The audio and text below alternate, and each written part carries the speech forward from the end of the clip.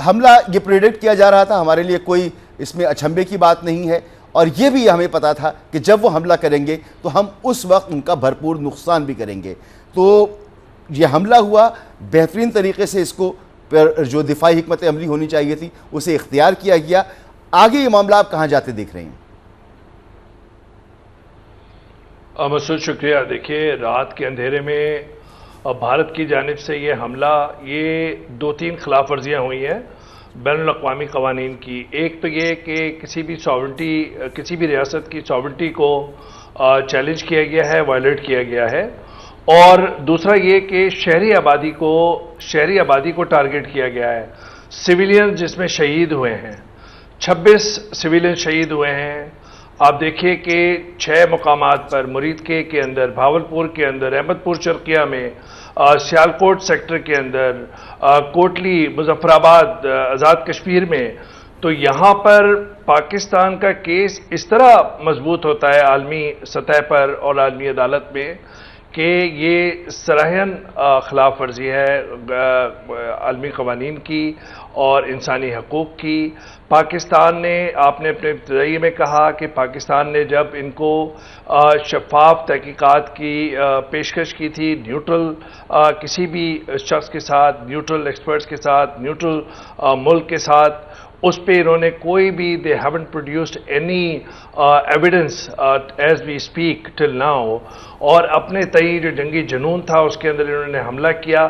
पाकिस्तान ने, आप ये देखिए कि पाकिस्तान कल आईएसआई के हेडक्वार्टर्स में पाकिस्तान की सिविलियन और सारी मिलिट्री लीडरशिप वहां पे मौजूद थी। तो इसका मतलब यह है कि पाकिस्तान हर तरीके से तैयार था कि किस तरीके से ये हमला कर सकते हैं और किस हद तक जा सकते हैं। लेकिन शहरी आबादी पर हमला, और फिर पाकिस्तान की जानिब से 5 उनके जेट फाइटर एयरक्राफ्ट जो हैं उनको शॉट डाउन करना, जिसमें 3 राफेल भी शामिल है, 1 मिग भी शामिल है, जिसमें आपने कहा, तो एक बहुत भरपूर जवाब दिया है। लेकिन मैं ये समझता हूं कि जो पाकिस्तान का केस है आलमी अदालत के अंदर, आलमी सतह पर, एक पाकिस्तान, इंडिया ने एग्रेशन किया है, इंडिया ने इंटरनेशनल लॉज को वायलेट किया है, तीसरा सिविलियन पॉपुलेशन को टारगेट किया है, civilian innocent civilians have been killed, और उसका प्रूफ मौजूद है। और उसके बाद पाकिस्तान के खिलाफ उन्होंने अभी जंग का ऐलान किया है, इंटरनेशनल वाटर ट्रीटी में छेड़खानी की है। और मसूद, हमें तो यहां तक पता चल रहा है कि इंडियन मैनूवर्स हैं कि वो इंटरनेशनल आर्बिट्रेशन, जो कोर्ट ऑफ आर्बिट्रेशन है, उसको भी शायद मानने से इनकार कर दे कि हम आपकी सालिसी नहीं मानेंगे। तो ये जो जारियत है पाकिस्तान का बहुत बड़ा, अब एक पाकिस्तान के अंदर 2 नैरेटिव्स हैं। एक तो ये कि पाकिस्तान वहां पे जाके फिर एक हमला करे और ज्यादा भरपूर हमला करे, और दूसरा नैरेटिव यह है कि पाकिस्तान का केस इतना मजबूत है कि 5 जेट फाइटर्स को शॉट डाउन किया है, गिराया है, भरपूर जवाब दिया है, और ये जो आलमी सतह पर पाकिस्तान का केस है वो मजबूत है। तो इसमें पाकिस्तान जो है डिप्लोमेटिक एफर्ट्स करे, ना कि मिलिट्री एफर्ट करे। तो 2 नैरेटिव है, लेकिन मैं समझता हूं कि 2 न्यूक्लियाई ताकतें और उनकी जंग होना, अगर पाकिस्तान 7 हमले करता है 7 शहरों पे, जो कर सकता है, we have got the capability and our forces have demonstrated that skill time and again. लेकिन डिफेंस अपना हमेशा किया है, एग्रेशन की तरफ नहीं गए हैं। उसके बाद इंडिया दोबारा करे तो ये तो फिर आगे रुकेगा नहीं, अगर हम इसको रैशनल तौर पे देखें। तो मैं समझता हूं कि इस वक्त पाकिस्तान का केस बहुत मजबूत है आलमी सतह पर। ठीक, मगर भारत तो आलमी मुआहदों को नहीं मान रहा। भारत तो जाके कह रहा है कि हमें प्रीचर्स नहीं चाहिए, हमें अपने अलाई चाहिए, वो चाहिए जो हमारे साथ मिलकर हमला करें, हमें समझाएं नहीं कि क्या करना है। तो भारत तो इस मूड में है। हम अपना केस लेके आलमी अदालत में गए तो हुए हैं बॉस।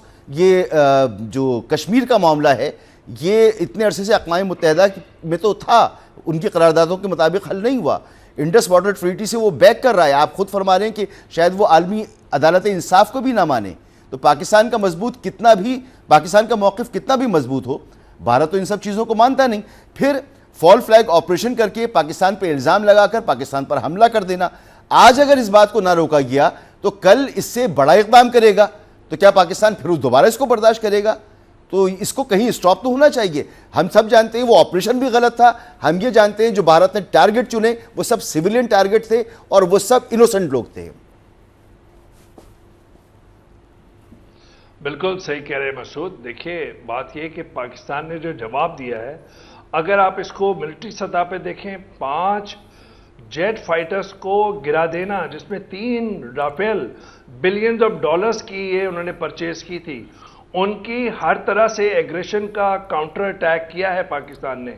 अब आज जो नेशनल सिक्योरिटी काउंसिल की बैठक हुई है, जिसके अंदर हमारे सिविलियन लीडरशिप, वजीर आजम, DGSI, DGMI, air force chief, naval chief, army chief, national security adviser का जो ओहदा जनरल आसिम मलिक साहब के पास है, जो DGISI हैं, सब मौजूद थे।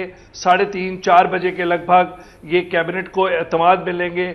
बहुत भरपूर डिसीजंस लिए गए हैं जो सोर्सेज बता रही हैं, और जो हमें अपनी सिविलियन और मिलिट्री लीडरशिप पे कॉन्फिडेंस है। देखिए मसूद, मैं समझता हूं कि मैं इसको रैशनल तरीके से देखें। एक तो ये कि जाहिर बात है, अभी मैं क्लिफ्टन के किसी जगह पे जा रहा था तो बच्चों की छुट्टियां थी, स्कूल यूनिफॉर्म में थे, नाश्ता कर रहे थे और पाकिस्तान जिंदाबाद और पाकिस्तान फौज के हक में नारे लगा रहे थे। पाकिस्तान की कौम, पाकिस्तान की पार्लियामेंट, पाकिस्तान की जॉइंट पार्लियामेंट, पाकिस्तान की सिविल लीडरशिप इस वक्त मुत्तहिद है, ओमान एक यूनाइटेड है, एक प्लेटफॉर्म पे है, पाकिस्तानी अफवाज के साथ भरपूर जो है अपना यकजहती का मुजाहरा कर रहे हैं। लेकिन मैं समझता हूं कि इस वक्त पाकिस्तान को ये देखना है कि आगे जो है लॉन्ग टर्म के अंदर पाकिस्तान के फायदे में क्या होगा पाकिस्तान रियासत को, और वही फैसले करने हैं। पाकिस्तान उनके हर शहर को निशाना बना सकता है। पाकिस्तान के पास बैलिस्टिक मिसाइल हैं, पाकिस्तान के पास फिजाई ताकत है। पाकिस्तान आप ये देख लिए कि अपने जेट फाइटर से उनके इतने पावरफुल जेट फाइटर्स को जो है गिरा दिया। तो ये आप 2019 का पुलवामा देख लीजिए, इंडिया ने 2019 से ज्यादा इंटेंसिटी शो की है, उन्हें मुंह की कहानी पड़ी थी 2019 में। और मसूद, ये कल मैं किसी चैनल पे कह रहा था रात गए कि ये जो मुरीद के और जो भावलपुर इन्होंने चुने हैं, ये इंडियन चैनल में और अपनी कॉन्स्टिट्यूंसी जिसमें एक माइंडसेट है, प्री कंसीव नोशन है कि जी वहां पे मसूद अजहर, जैश मोहम्मद का ठिकाना है भावलपुर में, और मुरीदके के अंदर जो कभी लश्कर तैयबा का कोई होता था डिसमेंटल हो गई है। हाफिज सईद नजरबंद है, सारी ऑर्गेनाइजेशन डिसमेंटल हो गई है। 12 पाकिस्तान आलमी सतह पे बात कर चुका है, इंडिया से ये बात कर चुका है। लेकिन पुराना नैरेटिव नरेंद्र मोदी की बीजेपी सरकार ने अपने मीडिया के लिए, अपनी कॉन्स्टिट्यूंसी के लिए ये फिर से नैरेटिव को उन्होंने स्ट्रॉन्ग किया है। और मैं आपसे बात करने से पहले इंडियन चैनल देख रहा हूं, उन्होंने यही कहा कि LEJ और लश्कर तैयबा की लीडरशिप को टारगेट किया, जबकि हमारे पास प्रूफ है कि इनोसेंट सिविलियंस हैं, बच्ची है, बहन भाई हैं, औरत है, बुजुर्ग है। तो ये जो शहरी हैं ये कोई टेरर टारगेट्स नहीं है। मैं समझता हूं कि एक बहुत मजबूत केस है और भारत ने बहुत बड़ी गलती की है, सरहन खिलाफ वर्जी की है आलमी कवानीन की। और ये जंगी जुनून जिसका आपने इब्तदाई में कहा था कि 2 हफ्ते के अंदर, कि 30 मिनट के अंदर आपने चार्जशीट कर दी, पाकिस्तान ने आपको इंडिपेंडेंट इन्वेस्टिगेशन की ऑफर की, आपने कोई एविडेंस प्रूफ नहीं किया, आपने एंटाई मुस्लिम नैरेटिव वहां पे किया हुआ है, आपने कश्मीर को केज किया हुआ है, कश्मीर को मुक़य्यद किया हुआ है आपने। आप कश्मीरी जो मुसलमान हैं उनको आप टारगेट कर रहे हैं, आप इस तरह की नैरेटिव कर रहे हैं मीडिया के अंदर, पॉलिटिकल स्फीयर में। आप ही के मैं प्रोग्राम में एक में कह रहा था कि मोहन भगवत जो RSS का लीडर है, वो बीजेपी का मेंटोर है, उसका इस वक्त की जंगी सूरत हाल में, जब जंगी जुनून है इंडिया में, उस वक्त नरेंद्र मोदी और डिफेंस मिनिस्टर और अमित शाह या Ajit Doval national security adviser से बैठक का क्या मुराद है।